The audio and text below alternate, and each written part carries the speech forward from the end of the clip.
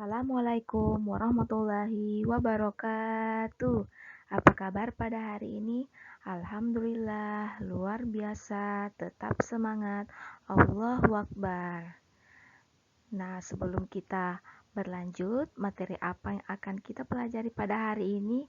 Ustazah mau bertanya dulu. Apa yang dirasakan jika kita berada di ruangan yang terbatas dan tertutup? Nah, yang kita rasakan yaitu kita mengalami sesak di bagian pernafasan. Karena kenapa? Kita bernafas di ruangan yang terbatas ataupun tertutup karena tidak ada sama sekali oksigen yang kita hirup. Nah, pertanyaan yang kedua, apa yang kita keluarkan sewaktu kita bernafas? Ada yang tahu? Nah, yang kita keluarkan sewaktu bernafas yaitu adalah uap air atau biasa kita dengar dengan istilah karbon dioksida. Nah, seiring dengan pembelajaran kita pada hari ini, alhamdulillahirrabbilalamin, kita sudah memasuki tema 2, yaitu udara bersih bagi kesehatan. Subtema 1 yaitu cara tubuh mengolah udara bersih, di mana materi pembelajaran kita pada hari ini yaitu sistem pernapasan pada hewan dan manusia. Sebelum kita mengetahui apa-apa saja sistem pernapasan pada hewan dan manusia, kita perlu mengetahui apa itu sistem pernapasan. Jadi, sistem pernapasan adalah sistem biologis yang terdiri dari organ dan struktur-struktur lain yang digunakan untuk pertukaran gas, baik pada hewan maupun tumbuhan. Atau bisa juga adalah menghirup oksigen dari udara, kemudian mengeluarkan gas karbon dioksida dan uap air dengan menggunakan alat pernapasan. Yang pertama adalah sistem pernapasan hewan. Seperti manusia, hewan juga bernafas untuk mengambil oksigen dan membuang karbon dioksida. Namun, sistem pernapasan pada hewan berbeda dari manusia. Bahkan, sistem pernapasan pada hewan pun berbeda sesuai dengan jenisnya. Berikut adalah pernapasan pada beberapa jenis hewan. Yang pertama adalah pada pernapasan cacing tanah atau vermes, di mana cacing ini tidak mempunyai alat pernapasan khusus, dan cacing itu bernafas melalui permukaan kulitnya, di mana di bawah permukaan kulit cacing ini itu tipis dan terdapat pembuluh udara. Saat udara masuk melalui kulit, oksigen diikat oleh darah. Dan pada darah cacing ini terkandung hemoglobin sehingga mampu mengikat oksigen. Jadi oksigen yang diikat oleh hemoglobin lalu diedarkan ke seluruh tubuh. Jadi itulah mengapa cacing bernafas dengan kulitnya. Hewan yang selanjutnya yaitu sistem pernapasan pada ikan atau Pisces, di mana Pisces ini atau ikan ini bernafas dengan menggunakan insang, yang dimana terdapat tepat di belakang rongga mulut pada kedua sisi ikan. Ya, jadi untuk memperoleh cukup oksigen, mulut ikan dan insang ini bekerja bersama-sama seperti pompa uap air. Pertama-tama, tutup insang menutup. Dan secara bersamaan, mulut terbuka dan selanjutnya adalah sistem pernapasan pada ikan atau Pisces, di mana ikan ini bernafas menggunakan insang, di mana insang terdapat tepat di belakang rongga mulut pada kedua sisi kepala ikan. Nah, untuk memperoleh cukup oksigen, mulut ikan dan insang bekerja bersama-sama, seperti pompa isap air. Pertama-tama, insang menutup.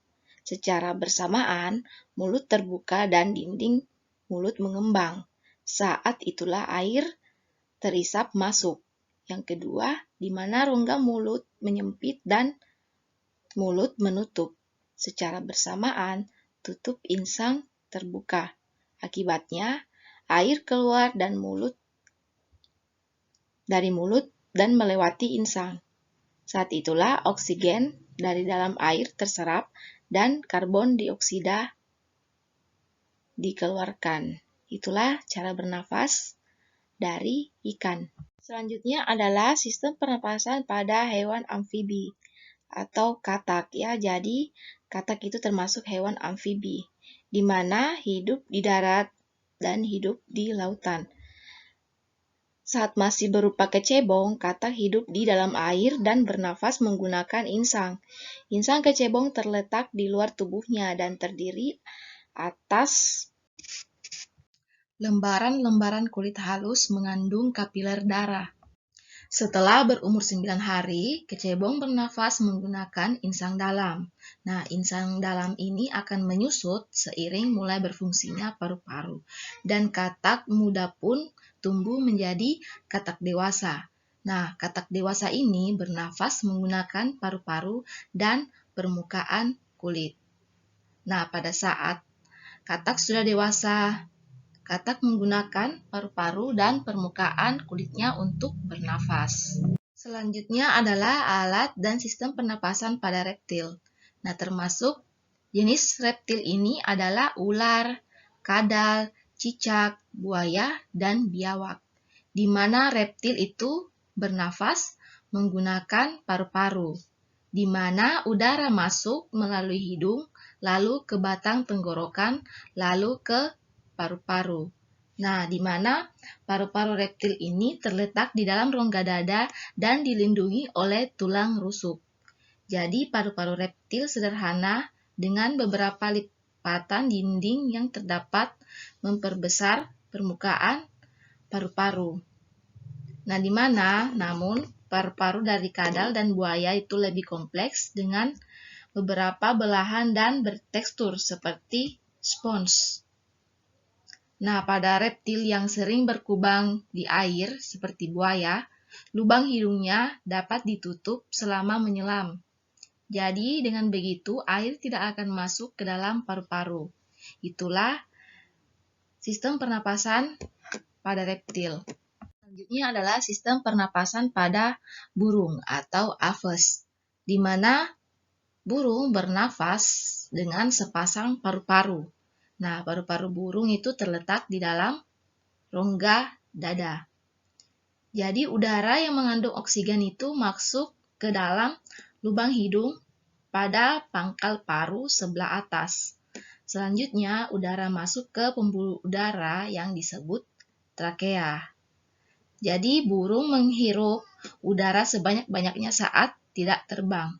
Sebaliknya, saat terbang, burung tidak menghirup udara.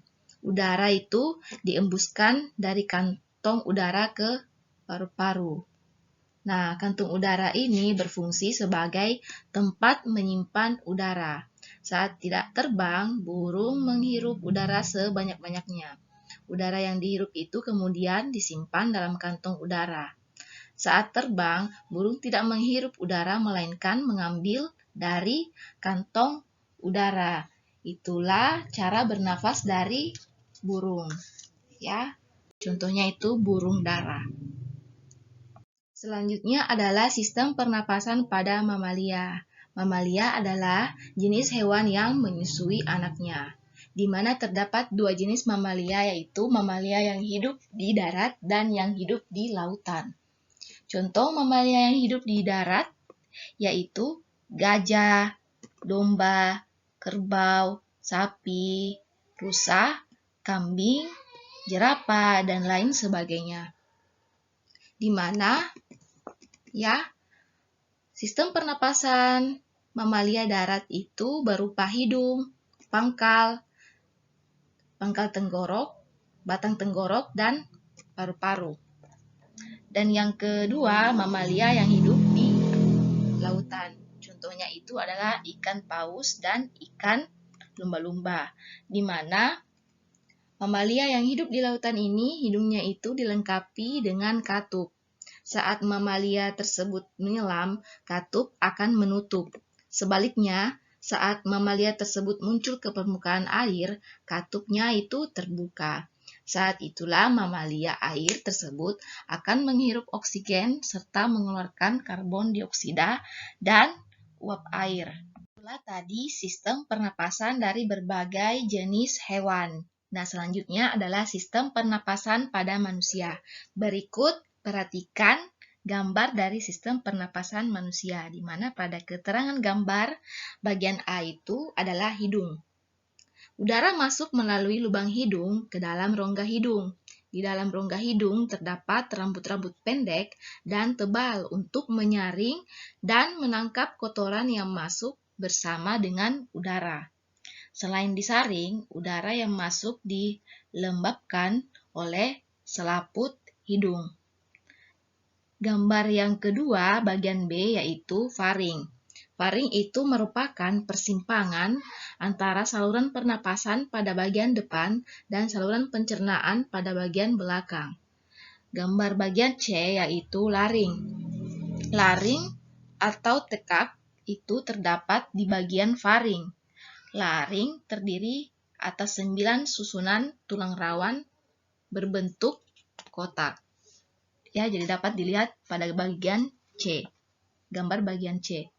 Selanjutnya, gambar bagian D, yaitu trakea atau batang dari tenggorokan, di mana pada trakea terdapat jaringan yang disebut selia yang akan bergerak dan mendorong keluar debu-debu dan bakteri yang masuk pada saat kita menghirup udara. Gambar selanjutnya bagian E, yaitu bronkus. Bronkus ini merupakan percabangan dari trakea serta terdiri atas bronkus kiri dan bronkus kanan. Ya, dapat dilihat pada gambar. Selanjutnya yaitu paru-paru. Paru-paru merupakan organ respirasi atau pernapasan yang berhubungan dengan sistem pernapasan dan peredaran darah. Dan paru-paru dapat dilihat pada gambar F. Selanjutnya gambar pada bagian G, yaitu diafragma, di mana diafragma ini adalah otot utama yang digunakan dalam proses menarik dan mengeluarkan nafas, di mana terletak di bawah rongga dada dan berbentuk seperti kubah otot. Manusia itu bernafas menggunakan paru-paru. Nah, berikut adalah gambar dari paru-paru dan bagian dari paru-paru. Di mana pada bagian A itu merupakan paru-paru sebelah kanan. Bagian B, bronkus kiri. Bagian C, otot-otot di dinding bronkus. Bagian D, ruang udara di dalam bronkus. Bagian E, bagian dalam bronkus. Bagian F itu alveoli. Bagian G itu ruang udara di alveoli. Bagian H adalah pembuluh darah dan bagian I itu adalah bronkiola. Tahukah kamu manusia itu bernafas membutuhkan kekuatan otot? Nah, ada yang tahu tidak apa itu bernafas? Jadi bernafas itu adalah kegiatan menghirup oksigen ke dalam tubuh dan membuang karbon dioksida dari dalam tubuh. Di mana sudah Ustazah bilang tadi bahwa bernafas itu membutuhkan kekuatan otot, di mana otot pernapasan utama itu merupakan diafragma. Diafragma ini terdapat di dalam tubuh bagian bawah rongga dada, di mana berbentuk seperti kubah. Saat kita menghirup udara, diafragma itu akan berkontraksi menjadi lebih datar. Saat itu paru-paru membesar untuk dapat menampung udara yang kita hirup. Jadi saat kita menghirup udara, otot-otot tulang rusuk kita itu mengangkat tulang rusuk sehingga paru-paru itu membesar. Dan sebaliknya, saat membuang nafas, otot diafragma akan relaksasi dan tulang rusuk itu mengendur. Jadi paru-paru mengkerut dan lebih kecil dan mengembuskan udara pengap berisi karbon dioksida.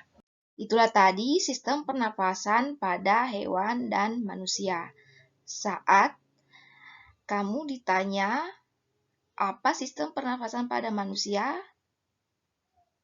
kamu akan menjawab apa? Manusia menggunakan atau bernafas dengan paru-paru. Tahukah kamu pada saat diberi suatu pertanyaan, unsur-unsur apa yang dapat membentuk sehingga menjadi sebuah pertanyaan atau apa-apa saja yang dapat membentuk sehingga menjadi sebuah pertanyaan? Untuk mengetahui apa-apa saja unsur pembentuk dari sebuah pertanyaan, kita harus mengetahui dulu definisi atau pengertian dari unsur pembentuk sebuah pertanyaan. Unsur terbentuknya suatu pertanyaan yaitu adalah peta pikiran atau mind mapping, di mana adalah sebuah metode yang menggunakan kata tanya 5W tambah 1H. Jadi apa itu 5W 1H? Jadi 5W 1H itu adalah berupa kata tanya, di mana 5W itu adalah what, who, when, where, why.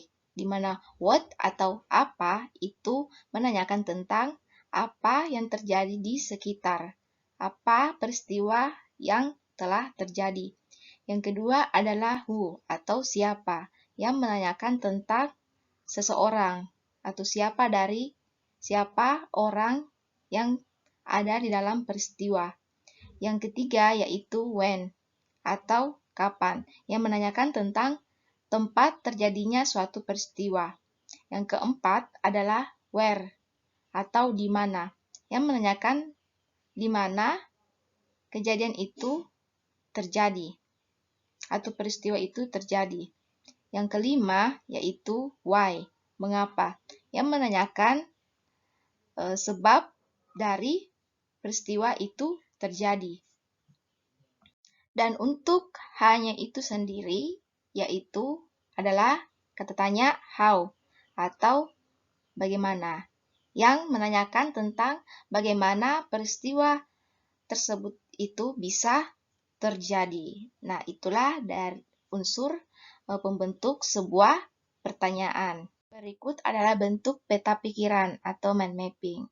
Pada gambar pertama dan yang kedua adalah bentuk mind mapping yang sederhana.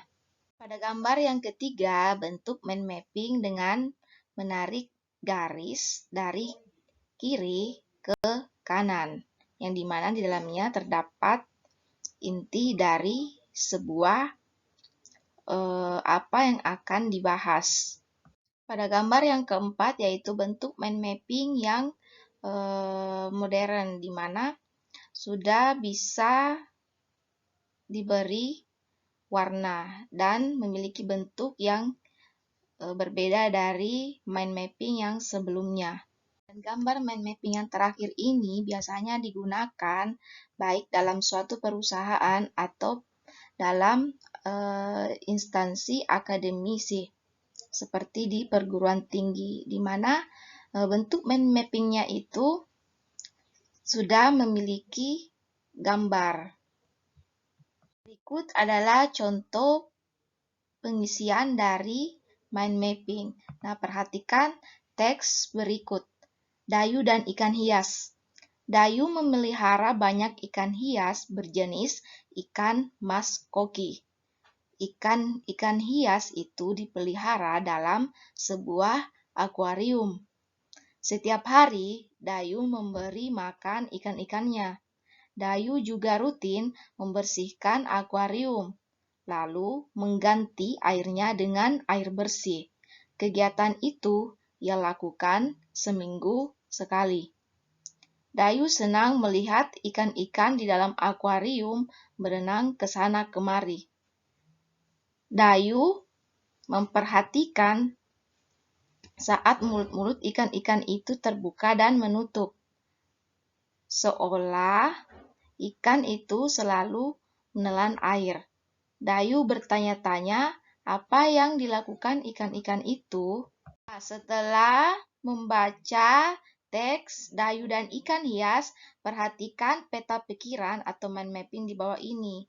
Mari bersama memperhatikan jawaban yang terdapat dalam kolom mind mapping ini. Yang pertama, apa nama jenis ikan hias yang dipelihara?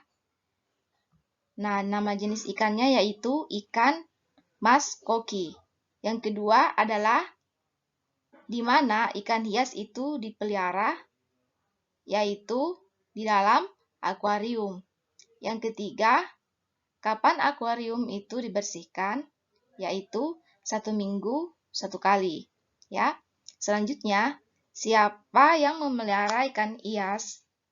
Yaitu Dayu. Selanjutnya, kapan ikan hias itu diberi makan? Yaitu setiap harinya. Dan yang terakhir, apa yang diperhatikan Dayu saat melihat ikan-ikan hiasnya? Yaitu Dayu memperhatikan saat mulut ikan-ikan itu terbuka dan menutup.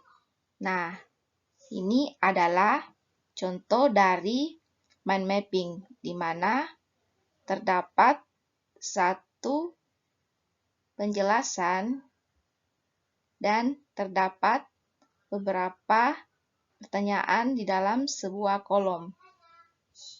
Itulah tadi pembelajaran kita pada hari ini mengenai sistem pernafasan dan apa itu peta pikiran serta unsur-unsur pembentuk dari sebuah pertanyaan. Nah, pesan yang kita dapat ambil dari pembelajaran pada hari ini yaitu kita harus selalu bersyukur terhadap apa yang telah Allah beri kepada kita. Kita juga harus selalu mengucap rasa syukur, Alhamdulillahirabbil alamin, karena juga masih diberi kehidupan, kesehatan, dan masih bisa menghirup udara segar pada hari ini. Semoga kita semua selalu dalam lindungan Allah Subhanahu wa Ta'ala. Amin ya Rabbal Alamin. Lembar kegiatan Anda pada hari ini yaitu membuat peta pikiran atau mind mapping seindah mungkin dan diberi warna. Seperti pada contoh yang telah Ustazah tampilkan sebelumnya, di mana Nanda membuat peta pikiran mengenai sistem pernapasan pada manusia dengan membuat pertanyaan menggunakan kata 5W tambah 1H dan dimasukkan dalam mind mappingnya ya. Sekian pembelajaran pada hari ini. Ustazah tutup dengan ucapan Subhanakallahumma bihamdik asyhadu an la ilaha illa anta astaghfiruka wa atubu ilaih. Syukron jazakumullahu khairan. Wassalamualaikum warahmatullahi wabarakatuh.